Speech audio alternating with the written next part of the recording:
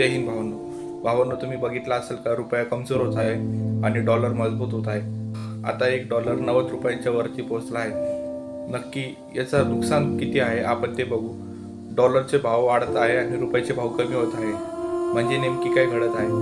डॉलरचे भाव वाढत आहे आणि रुपयाचे भाव कमी होत आहे याचे कारण असे आहे की भारतातून जी परदेशी गुंतवणूक आहे ते परदेशी गुंतवणूकदार ती गुंतवणूक काढून घेत आहे आणि ते दुसऱ्या देशात ती गुंतवणूक टाकत आहे।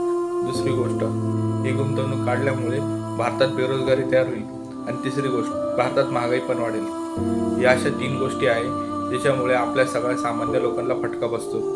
पण डॉलरचं मजबूत होणं आणि रुपयाचं कमजोर होणं हे आपल्या सगळ्यांसाठी घातक आहे। जे मोदी म्हणायचे की असले रात मला सगळं माहिती, मी शासनवादी बसलो आहे, असा रुपयाचा भाव कमी नाही होऊ शकत। त्या मोदींनी थोडं या गोष्टीकडे लक्ष द्यावं की रुपयाची किंमत कमी होणे हे आंतरराष्ट्रीय स्तरावर तर ठीक आहे, पण भारताच्या लोकांवर पण खूप गंभीर परिणाम टाकू शकते। म्हणून त्यांनी कमीत कमी या गोष्टी तरी बघितल्या पाहिजे, का असं होता कामा नये। धन्यवाद। जय हिंद, जय भारत।